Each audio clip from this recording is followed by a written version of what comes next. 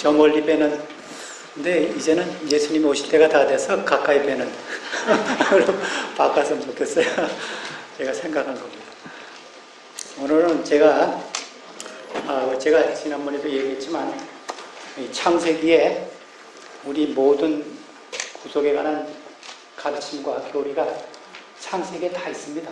그래서 어떤 분들은 창세기 하나 가지고 우리 그 가르침 교리를 만드는 분도 있는데, 그래서 제가 성경에서 우리가 제시를 한 지금 예수 재림교회, 그런데 사실 요새와 최근에 와서는 재림에 대한 이야기를 많이 안 해요.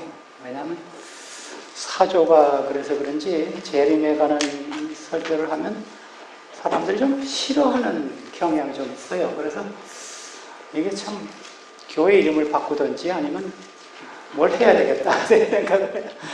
그래서 저도 제가 어떤 분하고 이야기하면 목사님, 우리 목사님은 재림 설교 안 하십니다. 근데 저한테 불평하는 분도 있어요. 그래서 제가 참 마음이 안타까운데, 우리가 참 예수님의 재림이 가까우면 가까울수록 사람들이 좋은 상태가 더 심해진다고 그랬습니다. 그래서 우리가 좀 깨어있기 위해서 이 재림에 대한 그 경성과 이야기를 설교와 이런 걸 자주 해야 될 것 같습니다. 누가복음 17장 26절, 27절에 보면요, 여러분들이 가진 그 설교 노트예요. 여러분 오늘 처음 오신 분들 위해서 제가 설명하는데, 우리 교회에서는 이게 제가 설교할 때는 항상 설교 노트를 드립니다.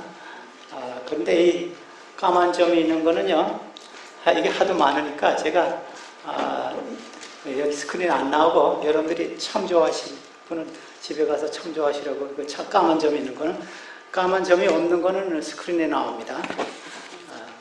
아주 쉬워요. 노아의, 누가복음 오늘 말씀, 노아의 때 된 것 같이 인자의 때도 그러하리라. 노아가 방주에 들어가는 날까지 사람들이 먹고 마시고 장가들고 시집가고 가더니 홍수가 나서 그들을 다 멸망시켰다 그랬습니다. 그래서 성경에 여러 번, 여기도 그렇고 마태복음도 그렇고 베드로후서 3장, 2장, 노아의 때와 같이 인자의 때도 이러하다, 그런 말씀이 여러 군데 나옵니다. 그래서 이 창세기에 나오는, 창세기 6장, 7장, 8장, 이 석장에 나오는 이 노아 홍수에 대한 이야기는 예수님에 대한 재림의 그 표상입니다. 상징, 표상. 그래서 우리가 예수님도 노아의 때가 그 일어난 것이 똑같은 현상이 예수님이 오실 때도 일어나겠다. 그래서 노아의 때에 대한 이야기, 창세기 6장, 7장, 8장을 잘 연구하라, 그런 의미가 있습니다. 근데 오늘 제가 이 석장을 다 할 수는 없고 6장, 7장만 해도 주력을 하는데 주로 몇 절만 이렇게 뽑아가지고 해야 되겠습니다. 이 노아의 때와 인자의 때가 유사한 점이 많습니다. 왜냐하면 예수님의 그 재림을 상징하는 그 이야기가 성경에 여러 번 나와요. 노아의 이야기 말고 소돔과 고모라, 예루살렘의 멸망, 니누의 멸망, 사마리아의 멸망, 그게 다 예수님의 재림을 상징하는데, 이 노아의 홍수 이야기는 가장 적합하게 예수님의 재림과 유사합니다. 왜냐하면 노아의 홍수 이야기는요, 세계적인 겁니다. 소돔과 고모라, 예루살렘 멸망, 사마리아 멸망, 이런 거는 남방 유다의 멸망, 이것은 굉장히 국지적인, 지역적인 겁니다. 그러나 노아 홍수는 세계적인, 온 세계에 노아 홍수가 내렸습니다. 그 다음에 노아 홍수 전에 죄악이 막 넘쳤습니다.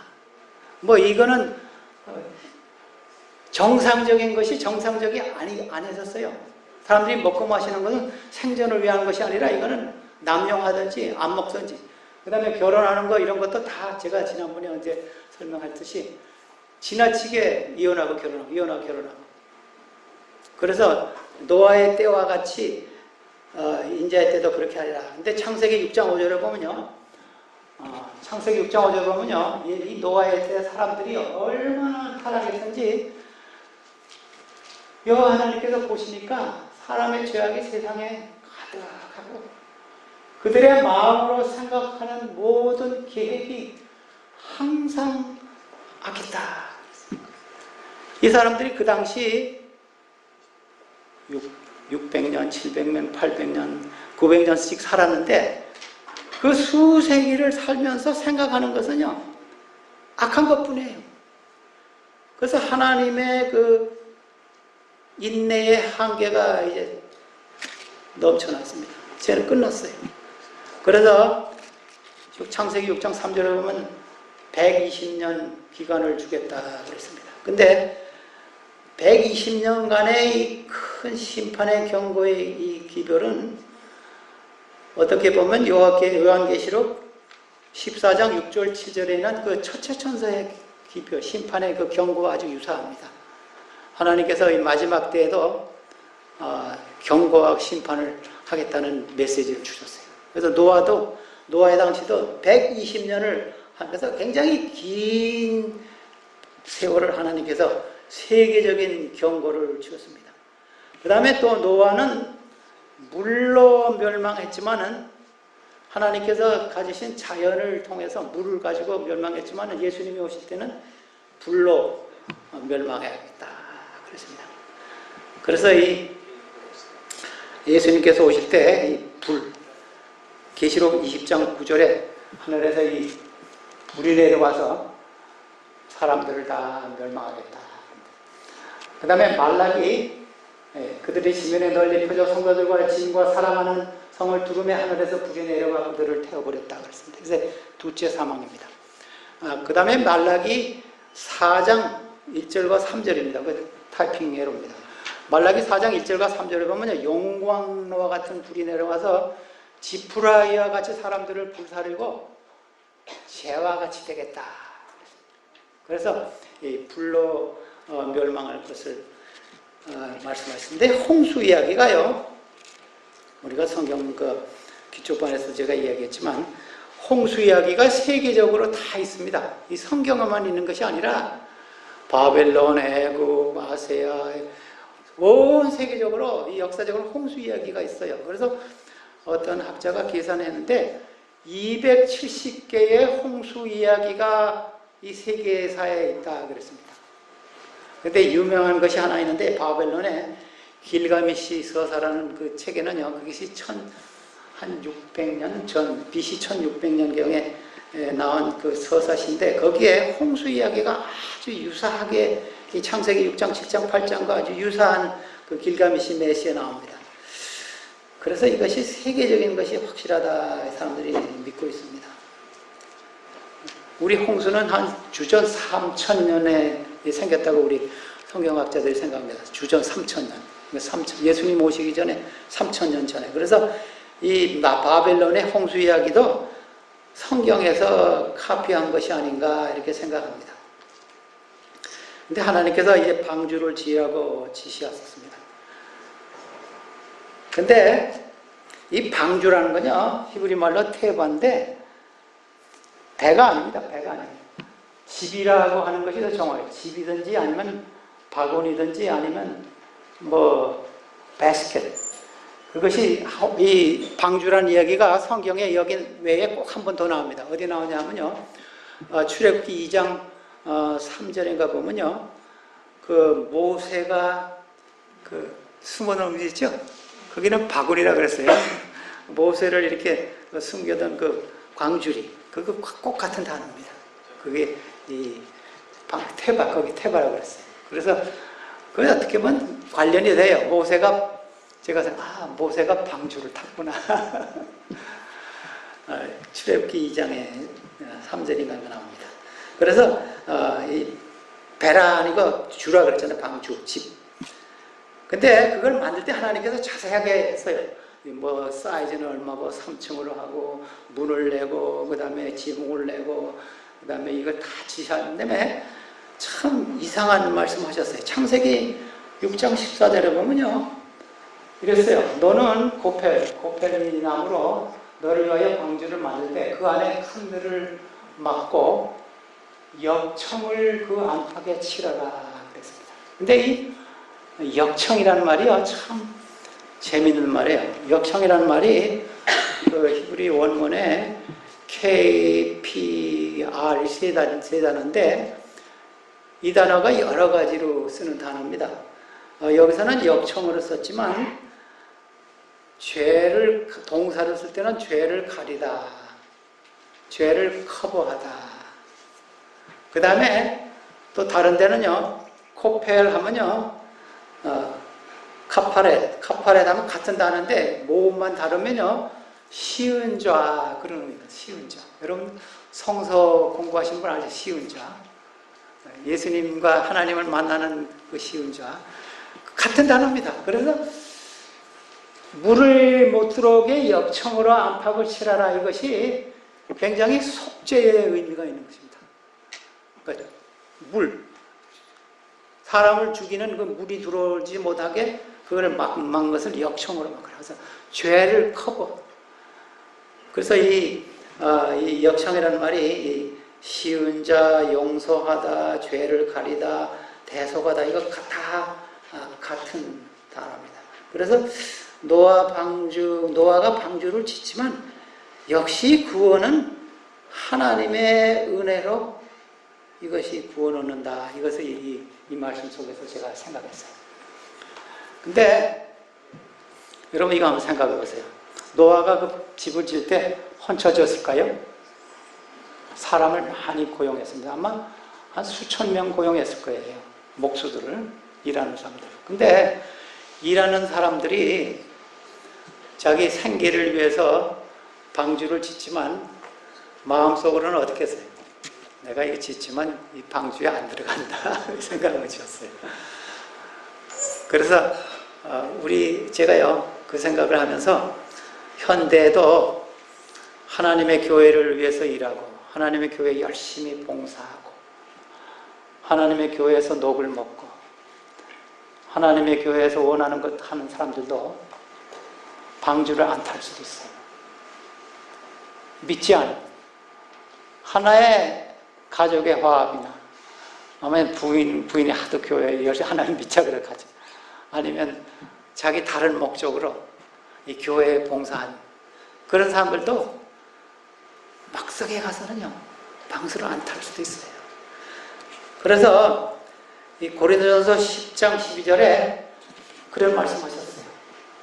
그런즉 선다고 생각하는 사람들도 넘어질까 조심하라. 이게 굉장히 의미심장한 말씀입니다. 우리가 신앙에 나는 교회일 봉사 열심히 하고 찬양대도 하고 그 다음에 오늘 오후에 가는 양로원 방문도 하고 하는데 괜찮겠지. 그러나 여러분 개인 신앙을 좀 점검해 보라는 겁니다. 노아를 위해서 일을 하고 방주를 지는 많은 사람들이 한 명도 그 방주 안에 들어가지 않았습니다. 그래서 우리가 참 하나님의 사업을 한다고 우리가 완전히 우리가 구원 얻었다 그렇게 생각하는 것은 참 오산입니다. 근데 참 이상한 현상이 일어났습니다.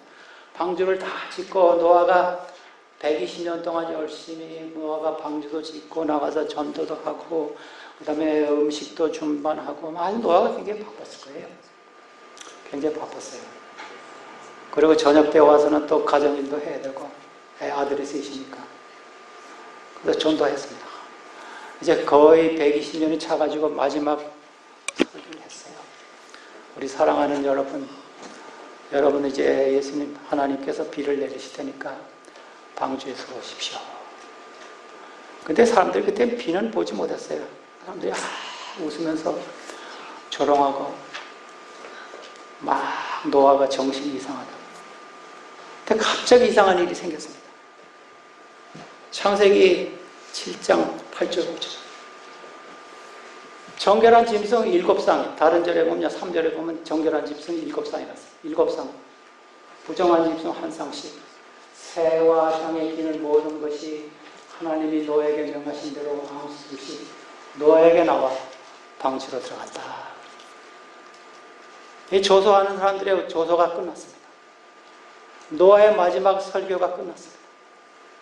근데 갑자기 숲속에서 하늘에서 땅에서 짐승들이 방주로 향해 들어가는 거예요. 정결한 짐승 7쌍 그렇지 않은 짐승 1쌍씩 사람들이 이게 뭐지? 이상한 일이 벌어져요. 근데 근데 한 아이가 엄마 노아 말이 맞을 것 같아. 나 들어갈래. 아 들어가지 마. 막 들어가지 마. 잡아왔어. 그래서 이 짐승들이 다 들어가. 이것이 하나님의 마지막 경고입니다. 이때 사람들이 참 이상한 일이 벌어지는구나. 이거 노아의 말이 혹시 맞을 수도 있겠나. 들어갔으면요 구원 얻는 겁니다. 근데 참 이상합니다. 사람들이요 매일의 생활에서 신앙하는 것이 습관이 되지 않으면요 큰 변화나 천변지가 있어도요 하나님을 믿지 않습니다. 그래서 이 사람들이요 오랫동안 죄의 습성에서 빠졌기 때문에 이런 일이 일어나도 하나님의 마지막 경고가 일어나도 마음이 굳어져서 화인 맞은 양심이라고 그랬습니다. 디모데전서 4장 2절에 보면 양심이 화인 맞아서 하나님의 이 마지막 경고도 그냥 무시해버렸어요. 그래서 저는요 이 사건이 계시록 18장 1절 사건하고 아주 유사하다고 생각합니다. 계시록 18장 1절에 보면 하늘에서 큰 천사가 큰 음성으로 온 세계에 환하게 복음을 전한다. 그래서 창세기하고 계시록하고 굉장히 유사한 점이 많이 있습니다. 창세기 18장 1절에 디모전서 4장 2절에는 화인 맞은 양심. 그래서 제가 여러분들에게 원하는 것은요 매일의 생활에서 우리가 하루하루 하나님께 헌신하고 하나님께 가까이 가고 이런 일이 있어야지 이게 신앙이 제대로 되는 거지. 그렇지 않으면 이런 짐승들이 방주로 들어가는 기적이 일어나도 하나님을 믿지 않게 되는 것입니다. 창세기 7장 1절. 오늘 그 성경절은 자세하게는 못하겠습니다. 몇 절만. 여호와께서 노아에게 이르시되 너와 내 온 집은 방주로 들어가라. 이 세대에서 내가 내 앞에 의로움을 내가 보았습니다. 이 말씀이 굉장히 의미 있는 말씀입니다. 근데 제가 이 킹 제임스 번역으로 했는데 킹 제임스 번역에는 뭐라고 했어요? Come into the ark 그랬죠? Come into the ark 방주 안으로 들어오라. 그런 건 무슨 뜻입니까? 하나님이 방주 안에 계시다. 근데 제가 히브리 말로 찾아보니까 보라 그러는데 들어오라고도 해석할 수 있고 들어가라 그렇게 두 가지 해석을 할 수 있어요. 그래서 이 뉴 NIV나 다른 새 번역에는요 그렇게 들어가라 go into the ark 그런데 킹 제임스나 뉴 킹 제임스는 들어오라. 왜 그랬을까요? 네, 하나님이 지금 노아가 방주를 얼마 동안 탄주하십니까? 1년 10일 탔습니다. 정확하게. 노아가 600세 된 2월 17일에 들어가서 물이 다 마르고 내릴 때는요 8장에 보니까 601년 2월 27일에 땅에 내렸습니다. 그래서 1년 10일 동안 노아의 가족들이 너무 외로워요. 하나님이 함께 하시지만 견딜 수가 없어요. 그러니까 하나님이 들어가시는지 예수님이 들어가시는지 모르지만 들어오라. 방주 안으로 들어오라. 우리가요 나중에 여러분들이 야고의 환란을 걱정하지 마세요. 하나님이 함께 하십니다. 하나님이 이게는 노아가 방주에서 있는 것이 이 7일 동안 지난 다음에 비가 내리기 시작했는데 환란의 시간입니다. 어려움. 그 배 안에서 짐승 소리가 나고 참 사람들은 밖에서 죽어가고 고뇌와 번뇌와 환란이죠.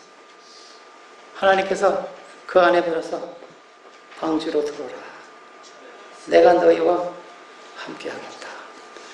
이 방주라는 말이 마블인데 우리말로 한 12번, 13번 나오는 말입니다. 근데 이상하게 제가 왜 이 두로라는 말을 해석을 좋아하냐면요.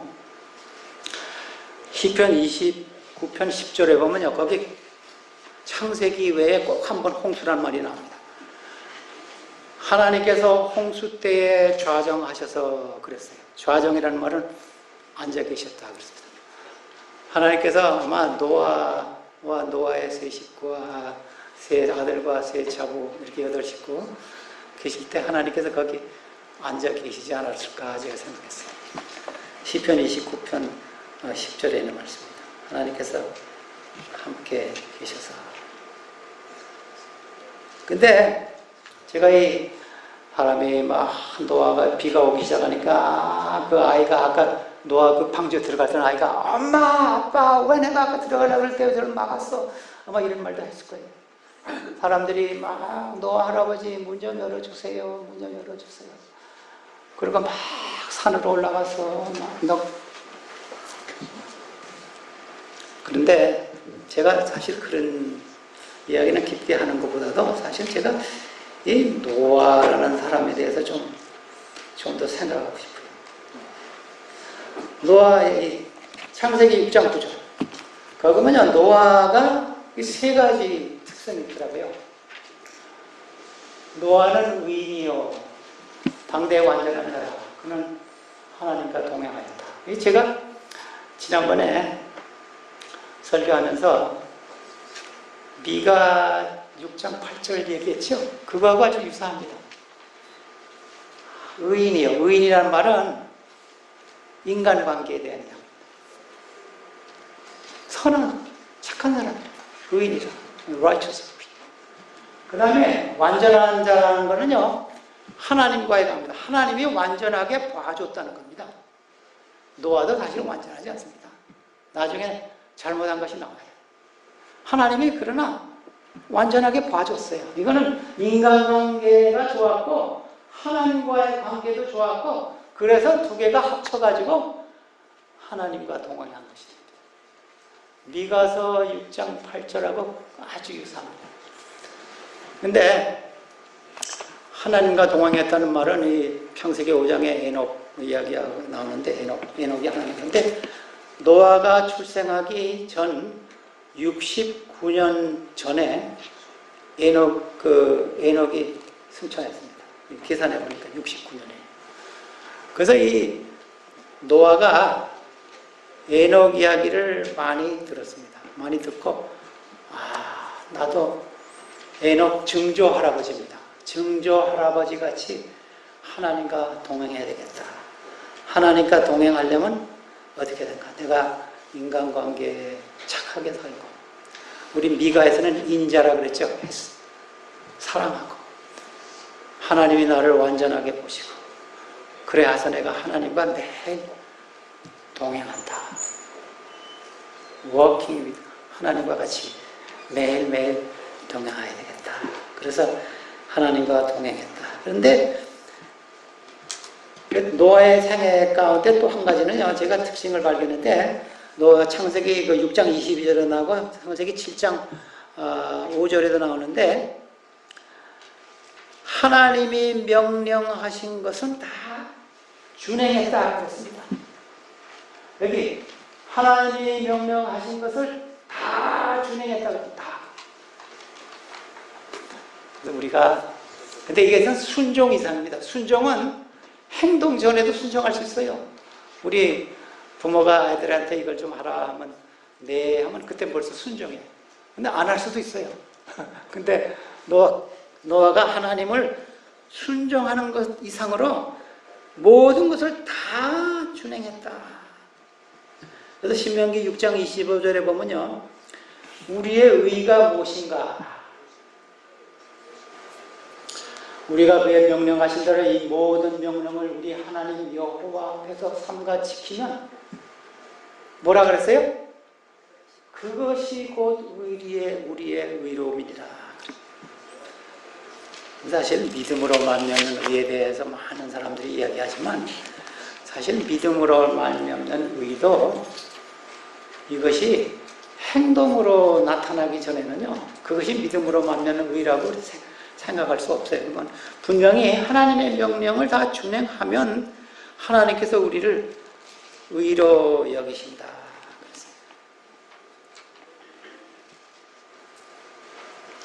그러면 하나님께서 이렇게 해서 이 노아가 자기의 힘으로 이것을 다 했을까?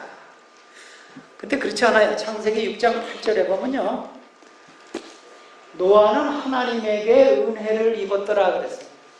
그래서 은혜를 입어서 하나님과 동행했다. 왜냐하면 6장 9절에 노아는 의인이요 하면서 그 말씀 나와요. 하나님의 은혜로 노아가 의인이 되고 사람과의 관계도 하나님께서 의로운 사람으로, 완전한 사람으로 인정하고 하나님과 동행하고, 그래서 이 창세기도 은혜의 말씀, 복음입니다. 많은 사람들은 이 구약 성경은 이게 행함으로 얻는 의를 자꾸 생각하는데 아닙니다. 이 창세기도 은혜를 입어서 노아가 그 다음 절에 이렇게 착한 사람이 됐다. 근데요, 우리가 21세기 사는 우리가요, 이 노아의 사적과 우리하고 좀 비교해 볼 필요가 있어요. 근데 노아는요, 가정교육도 참 좋은 것 같아요. 왜냐하면 그 당시는 일부다처가 굉장히 유행했는데, 노아의 아버지도 처가 둘이라 그랬는데, 부인, 그 아들 셋이 다 부인 하나씩 얻었어요. 아마 그래서 제가 생각에는 교육도 참 잘 시켰다. 온 가족이 구원을 얻었습니다. 근데 120년 동안 전도해가지고 가족을 구하는 거예요. 여러분들 어떻게 생각하세요? 성공적인 전도자입니까? 아니면 실패했습니까? 저는 성공적인 전도자로 봅니다. 왜냐하면 가족을 구원했기 때문에. 그래서 창세기 그 7장 1절에 보면요, 노아의 그게 단수입니다.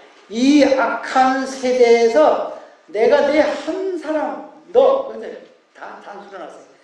내 앞에서 너의 의를 보아서 내가 내 가족들도 함께 구원하겠다. 참 이상해요. 제가 이런 말하면 어떤 때는 오해를 받습니다. 제가 한 번은요, 여기 교회 가서 우리의 구원은 단수인가 복수인가 이렇게 해가지고 설교를 했어요. 그래가지고 제가 비난도 좀 받았는데, 근데 이 말씀 보면요, 노아 가족들도요, 노아 때문에 좀 구원을 받지 않았나 그런 생각도 좀 들게 돼요. 제가 더 이상 이야기하면 좀 안 되겠습니다. 그래서 근데 이 당시 예수님, 노아가 다 순종을 했는다. 근데 지금 우리는 하나님께서 어떻게 명령하십니까? 하나님께서 이름을 부르면서 너 가서 배를 지어라 그러십니까? 그렇게 안 하세요. 하나님께서 우리에게 어떻게 말씀하세요? 성경으로 말씀하세요. 하나님 말씀으로. 하나님의 말씀으로 이렇게 우리가 순종하려면요, 하나님의 말씀을 연구해야 돼요. 그래서 시편 19편 10절에 보면요, 하나님의 말씀이 뭐라 그랬어요? 금보다, 순금보다 더 사모하고 꿀과 꿀송이보다 달도다. 이게 다윗의 이야기인데, 여러분들이 이런 경험하세요? 하나님의 말씀이 내가 보는 드라마보다 재밌다. 이렇게 할 수 있어요. 하나님의 말씀이 내가 좋아하는 잡채? 뭐가 더 맛있다. 그런 경험이 있어요. 그렇지 않으면요, 이런 말씀이 여러 번 나와요. 10편 119편에 나오고 103절에 나오죠. 근데 욥은요, 욥기 23장 12절. 요새요, 현대인들에게 문제가 있습니다. 뭐냐 문제냐면요, 목사님이 설교할 때요, 이 스크린만 자꾸 봐요. 옛날에는 목사님이 좀 못생겼더라도 목사님 얼굴 보고 그 다음에 성경책을 봐요. 근데 지금은 거의 그게 없어지는 거예요. 그래서 제가 좀 마음이 좀 안타까워요. 그래서 제가 가끔요, 성경을 찾아야 되겠어요. 욥기가 어디 있죠? 신약에 있어요? 구약에 있어요? 구약이요. 23장, 욥기 23장 12장. 이제 까만 표가 있습니다. 제가 그냥 이야기할 수 있지만 제가 가끔 가다가 성경을 찾아야 되겠어요. 성경 찾는 연습을 하셔야 되니까. 욥기 23장 12절. 욥이 말했어요. 내가 그의 입술의 명령을 어기지 아니하고 정한 음식보다 그 입의 말씀을 귀히 여겼도다. 여러분 그렇게 말할 수 있어요? 욥처럼 내가 하나님 말씀 매 끼마다 먹는 음식보다 하나님 말씀 좋다.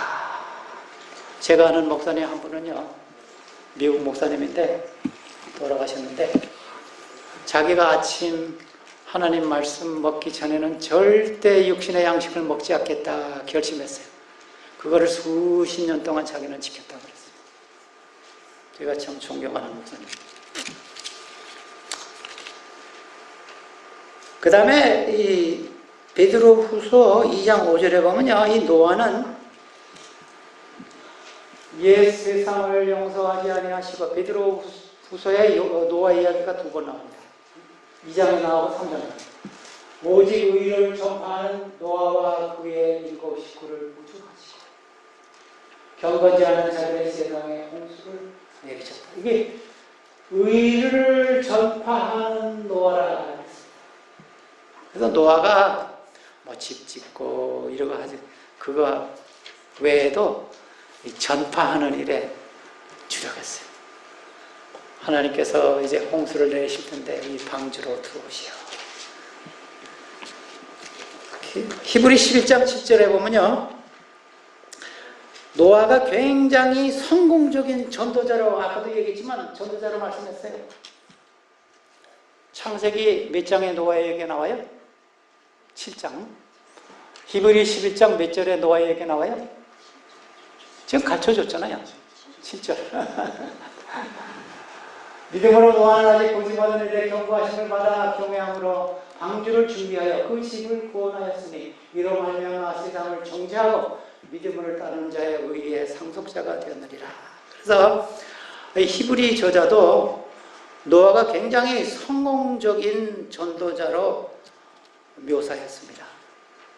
근데 예수님께서 이 말세 이 노아 이야기하면서 인자의 때만 이야기하면서 또 한 가지 얘기했습니다. 이것이 누가복음 21장 34절부터 36절에 있는 말씀인데, 너희는 스스로 조심하라. 그렇지 않으면 방탕함과 수치함과 생활의 염려로 마음이 둔해지고. 이거요, 가시던 물에 떨어진 사람하고 비슷합니다. 방탕함과 술취함. 근데 우리는 술 안 먹죠. 근데 이 말씀은 무슨 말씀이냐면요, 혼탁된 교리, 잘못된 가르침, 이것을 방탕함과 술취함으로 해석할 수 있어요. 우리가 하나님의 말씀을 제대로 알지 못하면 우리가 여기서 빠졌어요. 그 다음에 생활의 염려로. 여러분, 생활의 염려, 이거 참 무섭습니다. 이거 예수님 맞을때 굉장히 방해물이 될 수 있어요. 마음이 둔해지고 뜻밖의 그날이 덫과 같이 너에게 임하리라. 그날은 온 지구상에 있는 모든 사람에게 임하리라. 이러므로 너희는 장차 올 모든 일을 능히 피하고 인자 앞에 서도록 항상 기도하며 깨어있으라. 그래서 제가 노아의 생애 가운데 깨어서 기도하는 것이 있지 않았나 생각합니다. 여러분, 기도 생활이 어떻습니까? 항상 깨어 기도하십니까? 신앙 생활은요, 기도 생활과 굉장히 비례합니다. 여러분들이 기도 생활이 어떤가에 따라서 신앙 생활이 어떤 것을 알 수 있어요. 제가 여러분들에게 이런 질문을 해보겠어요. 어떤 사람은 이걸 4그룹으로 가는데, 저는 4가지, 생활 속에서 4가지가 있습니다. 중요하고 급한 것, 중요하나 급하지 않은 것, 중요하지 않으나 급한 것, 중요하지 않고 급하지 않은 것. 4가지가 있어요. 근데 너무 복잡하니까 두 가지만 가르쳤어요. 우리 생활 속에서요, 중요한 거하고 중요하지 않은 게 있어요. 근데 여러분들이요, 뭐 먼저 하십니까? 뭐 먼저 하세요? 중요하지 않은 게 급하면 그것도 하세요. 예를 들면요, 내가 아침에 일어나서 내가 하나님의 말씀을 한 석 장씩 읽어야 되겠다. 읽고 있는데 카톡. 그러면 가서 카톡 여세요? 아니면 하나님 말씀 읽는 거 계속 하세요? 한번 생각해 보세요. 중요한 것을 먼저 하셔야 합니다. 급한 것, 그건 웨이트 할 수 있어요. 기다릴 수 있습니다. 그래서 잘못하면 우리가 마르다, 마리아 얘기 아시죠? 누가 보면. 마르다 같이. 현대인들은요, 이 스마트폰, 인터넷, TV, 이것 때문에요, 마음이 둔하여질 수 있습니다. 여러분들이 중요하다고 생각하는 건요, 내가 하나님 말씀 읽고, 하나님 말씀을 전하고, 기도 생활하고, 이거 중요하다고 생각하세요? 마태복음 6장 33절에요. 그러나 너희는 먼저 그 나라와 그 의를 구하라. 먼저, 그 먼저라는 것이요, 중요한 거 먼저 하라는 겁니다. 마태복음 6장 33절에 중요한 거 먼저 하라. 마태복음 24장 44절에요. 저는 이 말씀 참 의미심장한 말씀입니다. 이러므로 예수님께서요, 재림 이야기 하시면서 이러므로 결론적으로 준비하고 있으라. 여러분, 준비하고 있으라하고 준비하라고 다릅니다. 여기 be ready 그랬어요. be ready 하는 것은요, get ready, prepare하고 달라요. get ready, prepare는 뭡니까? 손님 온다, 우리 방 치우자. 우리 예수님 온다, 준비하자. No. 항상 준비된 상태에 있으라. Be ready. 여러분, 그래서 예수님께서 예수님 오신 날짜 안 가르쳐줬어요. 가르쳐주면 어떻게 해요? 그때까지 마음대로 하다가 그때 get ready 하는 거예요. 안 가르쳐주니까 예수님께서 Be ready.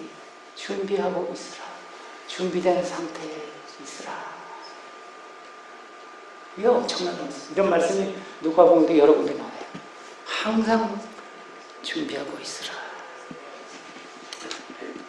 제가 오늘 마지막 찬미에 대해서 준비해요. 우리 찬미가나 찬송가는요, 원문이 없습니다. 원문은요, 이 찬미가나 찬송가는요, 네 나라가 주로 영어가 제일 많고 독일어, 불어가 있고 라틴어로도 있었어요. 그래서 이것을 다 번역했습니다. 그래서 찬송가하고 찬미가는 번역상에 좀 차이가 있지 원문은 아니에요. 다 사본이에요. 근데 오늘 제가 208장 찬미가는, 찬송가는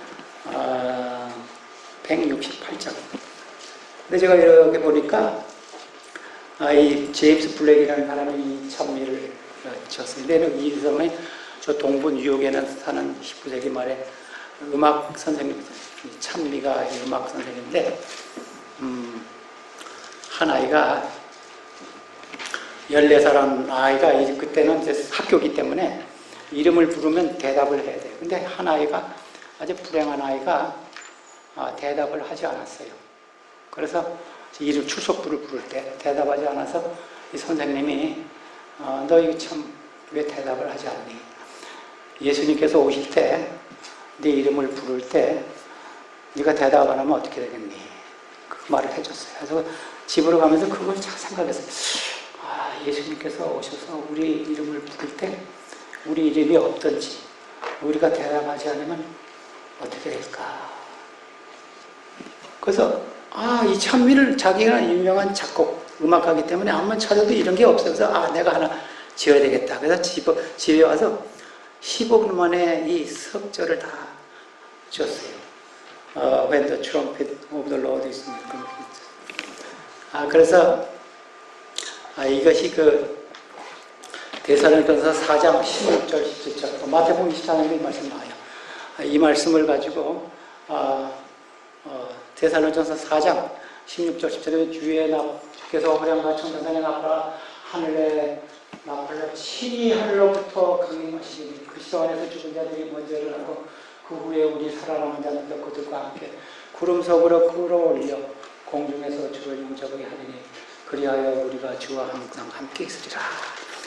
이 말씀하고 그 다음에 계시록 20장하고 21장 마지막 두 절에 그 생명책에 이름이 있는 자만이 구원을 얻겠다. 이 말씀을 생각하면서 이거를 쳤어요. 근데 제가 이렇게 비교해 보니까 어떤 거는 찬미가가 번역이 잘 되어 있고 어떤 거는 찬송가가 잘 되어 있어요. 우리 후렴에 나팔 소리 날 때에 나의 이름 부를 때 이름 부를 때 이렇게 찬송가 있는데 우리나라의 찬미가에는 호명할 때 이렇게 했어요. 그 다음에 특별히 처음에 시작할 때는 주의 나팔 소리 나고 그러는데 찬송가에는 하나님의 나팔 소리 좀 유사합니다. 근데 제가 좀 약간 좀 마음이 좀 이상한 건요. 2절이 무덤 속에 잠자던 자 그때 다시 일어나. 근데 우리같이 믿지 않는 사람들은 이 찬미를 어떻게 부를까 좀 생각했습니다. 이게 무덤 속에 잠자던 자 그때 일어나 영원로운 부활 승리 얻으리 이렇게 찬송가에 이렇게 되어 있는데 우리 찬미가도 좀 비슷합니다. 근데 참 제가 이 찬미를 부르면서 우리가 예수님의 재림을 항상 생각하면서 준비해야겠다. 우리 다 일어나셔서 208장